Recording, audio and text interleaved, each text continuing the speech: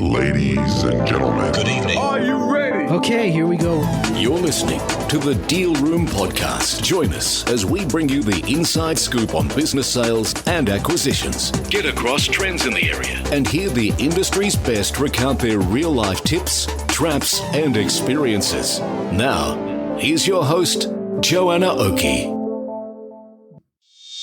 Now, if you haven't listened to part one of this two-part series, I highly recommend that you go back and listen to part one, where we talked about why business acquisition is a killer growth strategy. We looked at alternative approaches to achieving growth, and we talked about the reasons why acquisitions create such an incredible opportunity. We also reflected on many factors that need to be considered in assessing the suitability of acquisition as a growth strategy for your organisation, and we looked at funding considerations and also a whole heap of examples of where this has been really successfully applied. But in today, as our second part of, and last part, of course, of our two-part series, we start off by drilling into the importance of understanding a broader scope of the market when dealing with acquisitions. We talk about how buyers can clearly understand what funding requirements they're going to need to make, not just for the acquisition, but also for working capital in the business moving forward. And finally, in this episode, we share with you the best actionable tips and takeaways to perfect the strategy of acquisition. So buckle in. Here we go again with our discussion with Simon Bedard of Exit Advisory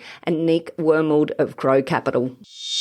Well, and we've talked a bit about the medical and allied health space, but what other industries do you think are ripe at the moment for this? I've just got to throw in there one thing that I've seen recently work amazingly well is gym businesses. I see a lot of small businesses now branching out and purchasing multiple gym businesses and taking advantage of the economies of scale, taking advantage of being able to get a more experienced and expensive management team because they're across a number of businesses now, not just one business, take advantage of shared marketing costs and insights. I mean, there's just so many elements and you know, some of the guys we've been working with, this has just been a license to print money, you know, like it's really clever if you can work out how to make acquisitions work in this way. So what other industries are you guys seeing? I'm seeing quite a lot, actually. I've seen anything from, you know, furniture. I've seen engineering companies.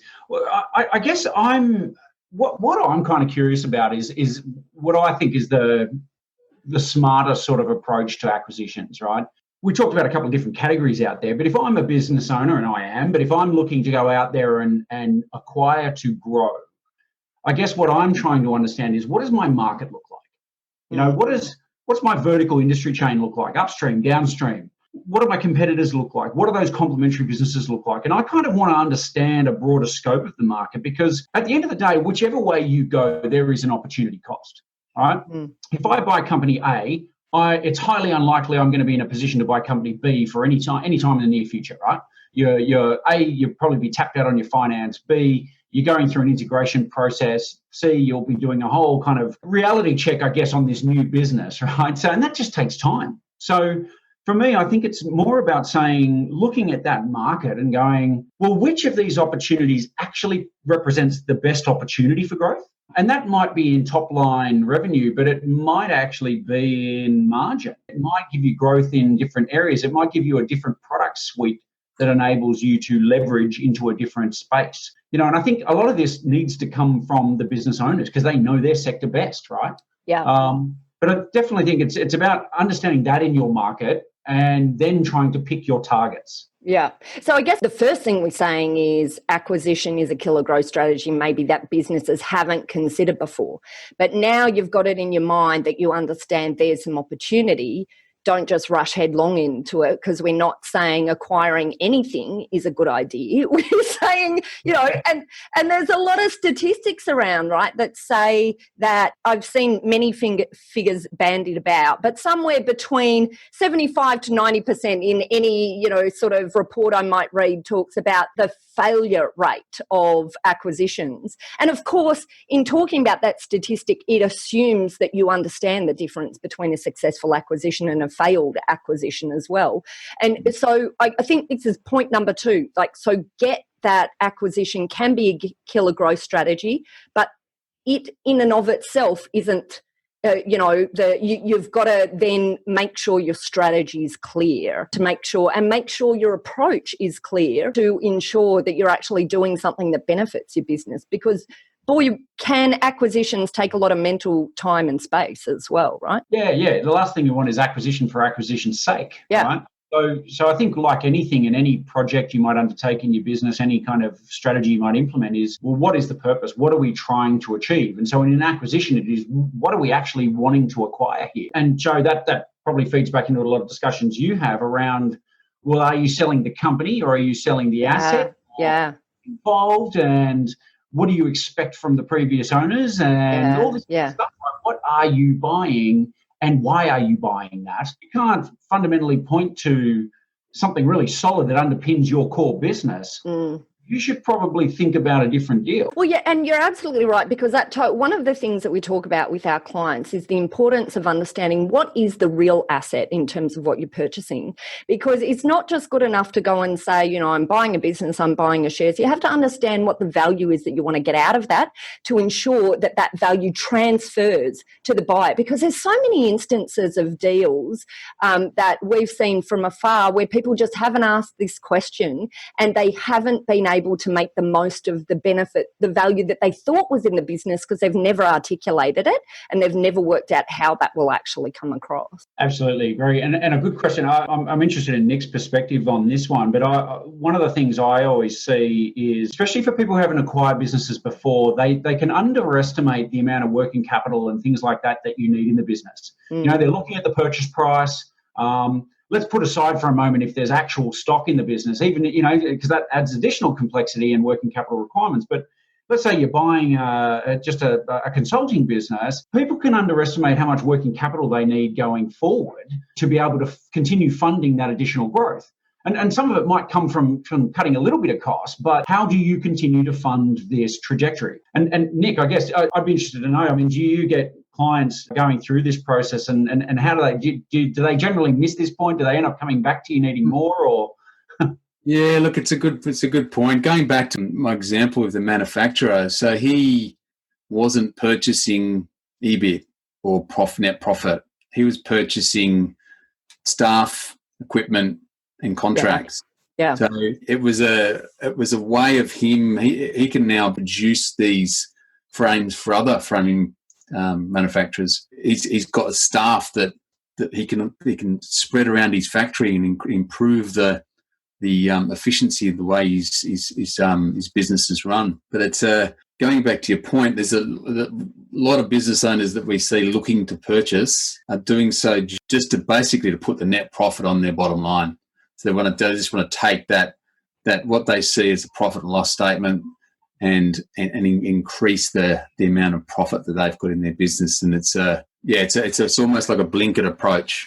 They go into that head first, and it's 9 times out of 10 they pull out and don't go ahead because they haven't looked at the opposite of the synergies, the things that aren't synergistic. Yeah, and I think at the end of the day, it's about total cost of ownership, right? Yeah. You're not just buying an asset, you're buying the costs that come with that asset. Yeah. You need to know how to grow that and manage it. And how to clearly understand what funding requirements you're going to need to make the most out of this baby. Because quite often what happens is buyers come in with a whole heap of energy for what they want to do with this new entity, but that needs funding. And the worst possible point, Nick, I'm guessing, going to organise this funding is when you need it. That's what we all say, isn't it? Here's another example with the cash flow, exactly that. So a company that buys another company that's a lot bigger than they are, and their costs go from $300,000 a month to $3 million a month, right? So they've all of a sudden, they could stopgap that cash flow gap, $300,000 a month, with their own personal funds. Once it's $3 million a month, that's a lot more money moving through the business. If they've got any delays in their clients paying invoices or any sort of deterioration of their supplier terms, and that cash flow gap gets bigger and bigger, and that's a big chunk of money. So generally we put cash flow facilities in place for our clients just to buffer that. If that cash flow gap increases, it'll tip you over. You'll be insolvent. I'm glad you mentioned that, because I think that's another really important point as well. When you're adding on another organisation, you've got this whole integration, issue to deal with. But one of the things that can be created is this magnifier of the issues that are already in your business. If you haven't fixed them up, certainly we see that from a legal perspective, and the importance of really fortifying your business before you're going in to try and add something else into it. Absolutely, I think you're spot on from the funding perspective as well. So, are there any sort of areas that you've seen this creep up at, and how do you deal with your clients in terms of making sure they're sort of thinking this through from an integration perspective? Yeah, well, I think certainly from our perspective, because naturally we do represent a lot of clients in these kind of processes, but for us, it's really about understanding their why up front. Yeah. Why you're doing this. And I actually, you've got your business, but I sort of like to go even further back and say, well, what's your personal reason for all this, right? And I think all of us, anybody who's been in business for themselves, I think all of us have suffered from this. We're passionate, we love what we do, we want to grow, we're running around, we're moving fast, keep up, people, and it's just that sheer excitement, right? And I think I've certainly, experienced it myself. And there's been a fly on the wall in my office, Simon. But that doesn't necessarily lead to the most logical thought processes, right? It's excitement. But, I think for me, I'm always asking the question of, look, okay, you want to grow. I get that. But why do you want to grow?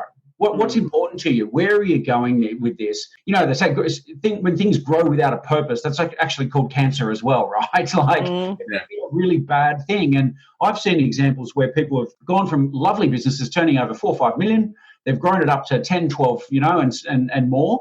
Only to realise that they were making roughly the same money, but now they've got all these staff and they were no longer doing the work they enjoyed, and literally scaled it back down again to have a lifestyle business that they love.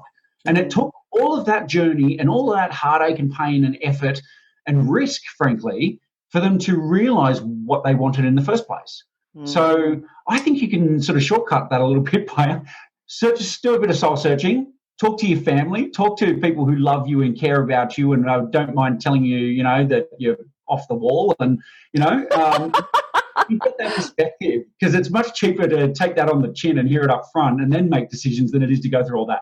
I know, but that doesn't make for an entrepreneur, though, does it, Simon, really? Boring podcast material, too. I love it. Okay, guys, this has been fabulous. I think we should do a run around now. Are there any passing thoughts, leaving tips to leave our audience with? And I think here we should talk about the fact that we think this is so important for business that we've put together a webinar that will be opening up to all of you, our listeners. And if you are listening to this in the future and you've missed the webinar, don't worry, we'll find a way to deliver it to you as well. If you're interested to find out about how to nail the strategy of acquisition, then check out our podcast notes, and the show notes here and also over on our website at www.thedealroompodcast.com, where we'll have a link straight through to where you can register for this webinar. So, all right, guys, what's your leaving thoughts and tips for our listeners out there? Simon? All right, look, I've got two little things for you. One, acquisitions, it's not just for the big boys. You stole my thunder. Stop it. I'll let you continue. Off you go, Simon. Acquisitions for small companies can be an enormously powerful way to grow your business, enormously powerful. And the second point I'd make to it is just understand the process of it, because it can feel like a full-time job. So if you're going to try to do it all yourself, and that's fine if you feel you have the competence and confidence and time and all those things, but it takes a lot of time and a lot of effort. And frankly, when you're in the middle of a deal and it's your money on the line and things like that, it can get a bit emotional for you. Yeah. And so if you're not confident you can navigate that on your own, get some help. Yeah. Absolutely. I love it. I love it, Simon. Albeit there, I think you were listening to my thought process there. You stole my exact ideas. I'm so with you, Nick. Yeah. Nick, what about you? What's your passing thoughts for our listeners? Yeah, Simon, you've nailed it. That's it. So done. There's one thing that I see that breaks deals, people buying businesses, there's one single thing that I see, and that's when they're organising the finance after they found the business. It's the same as buying a house. You don't go and find the house and then go and look for the money. You find the money first, and then you go and buy the business. Do you know what? That's such a good point, because I've seen, in fact, we had a deal last week that fell over because for that exact reason. There are a couple of others as well, but that was one of the primary reasons, which can be heartbreaking for buyers because it gets really emotional. And, you know, it can, as Simon said, absolutely. And, you know, people listening to this might scoff at that idea, but it can be a big thought process, involve a lot of time and energy, but I see prospective buyers out there getting really attached to the deal before A, they've got their ducks in a line from funding, B, they've got their ducks in a line from proper due diligence and understanding what the risks are in a business that they're about to acquire, that if not properly understood can tear their whole business down. So it's about making sure your ducks in a line, and as Simon so expertly said, like understanding why the hell you're doing it in the first place, right? You know, understand your strategy, understand what success even looks like. So I think, you know, it's all of those things combined that mean that it's preparation, looking into a deal that is, you know, is the fundamental element of working out whether or not you get to success at the end and you get to this killer growth strategy, or whether you're just creating a killer pain in the neck for yourself, right? Exactly. Oh, guys, this has been fabulous. I tell you what, I'm looking forward to a webinar with both of you. This is going to be exciting stuff. And on the webinar, you know, we'll be providing a lot of information about how, if you're looking at acquisition as a growth strategy, how you can turn that into a success, but also how you can understand strategy and make it work for you rather than against you. So I'm looking forward to it, guys. Thanks, Joe. Absolutely. Thanks, Joe. Brilliant. Okay, we'll see you there. And you listener, hopefully we'll see you there too. And as I said, have no fear. If you miss out on the live performance, you may not get to pick our brains and ask questions, but you'll certainly get to hear what we talked about and what everyone else asked on the webinar. Fabulous. Okay, wonderful, guys. Absolutely loved it. I'm sure we'll be back with both of you again soon. Thanks, Joe. Thanks, Joe. Well, that's it for our last part of our two-part series, all about why business acquisition is a killer growth strategy. I hope you found the content useful and informative. And if you'd like more information about this topic, or if you'd like to find out how you can get involved in the webinar that we will be hosting in just a few weeks' time, then head to your show notes or head over to our website at thedealroompodcast.com. Now, at that website, you'll also be able to download a transcript of this podcast episode if you'd like to read it in more detail. And you'll also, of course, be able to find out how to make direct contact with Simon Bedard of Exit Advisory or Nick Wormald of Grow Capital. At that website, you'll also be able to find details of how to contact our lawyers at Aspect Legal if you or your clients would like to discuss any legal aspects of sales or acquisitions. Of course, we've got a number of great services that help businesses prepare for an acquisition or for an exit, depending on what phase of the business life cycle they're in. We work with clients both big and small and have different types of services depending on size and complexity. So don't hesitate to book an appointment with our legal eagles at Aspect Legal if you'd like to find out how we might be able to assist. Well, that's it for today. Just wanted to say a very big thank you once again for listening in. You've been listening to Joanna Oakey and the Deal Room Podcast, a podcast proudly brought to you by our commercial legal practice, Aspect Legal. See you next time.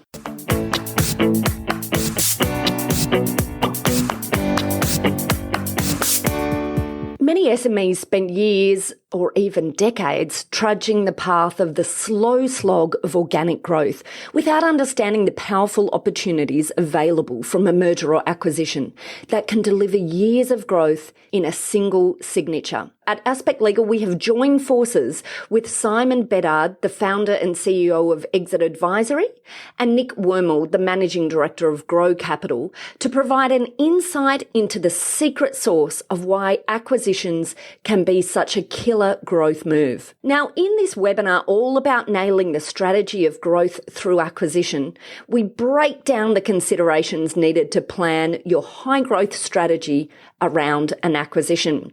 So if you think acquisition might be a really useful growth strategy for your organization, then simply head to the show notes for this episode of the podcast, and you will see a link straight through to the registration page for this event, Nailing the Strategy of Growth Through Acquisition. And fear not, if you have missed the live webinar, don't worry, we'll also have a link through to you to be able to register to get access to a recording of the webinar. So once again, you can find that link in the show notes to this podcast or over on our website, www.thedealroompodcast.com, and look for this podcast episode under the title of Why Acquisition is a Killer Growth Strategy. And you'll find this episode and a link straight through to either the live webinar that you can register for or the webinar recording if, as I said, you missed the live event. We really hope to be able to see you at the webinar. Ladies and gentlemen. That will conclude this evening's entertainment. Thanks for listening to the Deal Room Podcast. To find out more about this episode and other episodes in the series, check out the show notes or head over to our website at thedealroompodcast.com.au.